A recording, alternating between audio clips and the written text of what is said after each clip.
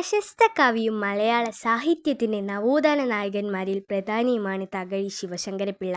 ഇദ്ദേഹത്തിൻ്റെ രചനകളിൽ വായനക്കാർക്ക് വായിച്ചു മനസ്സിലാകുന്ന തരത്തിലുള്ള ശൈലിയാണ് ഉപയോഗിച്ചിരിക്കുന്നത്. തകഴിയുടെ അതിപ്രശസ്തമായ കഥയാണ് വെള്ളപ്പൊക്കത്തിൽ എന്നത്.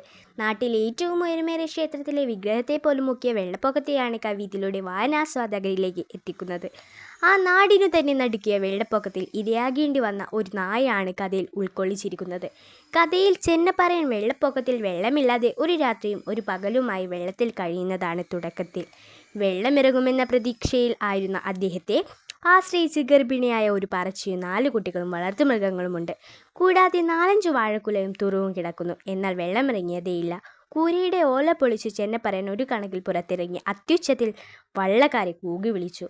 വള്ളമടുത്ത് വെപ്രാളത്തിൽ തൻ്റെ ഭാര്യയെയും മക്കളെയും മൃഗങ്ങളെയും കൊണ്ട് കയറിയപ്പോൾ പടിഞ്ഞാറ് നിന്നും മടിയത്തറ കുഞ്ഞേപ്പേട്ടൻ വിളിച്ചപ്പോൾ അങ്ങോട്ടേക്ക് വെള്ളം അടുപ്പിച്ചു. എന്നാൽ പുരയുടെ പടിഞ്ഞാറെ ചരിവിൽ അവിടെയും ഇവിടെയും മണപ്പിച്ചു നടക്കുന്ന നായയെ ആരും ഓർത്തില്ല. തൻ്റെ യജമാൻ്റെ വള്ളം തന്നിൽ നിന്നും അകലുന്നത് ആ സാധുമുഖം നോക്കി നിന്നു. തുടർന്നുള്ള ഭാഗത്തിൽ നമ്മുടെ ആ നായ രക്ഷപ്പെടാനുള്ള പരിശ്രമങ്ങൾ നിസ്സഹായതയും കാണിക്കുന്നുണ്ട്. ജീവികൾ ചത്തുപൊന്തി വരുമ്പോൾ ആ നായിക്ക് തന്നെ വിശപ്പടക്കാൻ ഒരു പശുവിനെ കിട്ടുന്നു.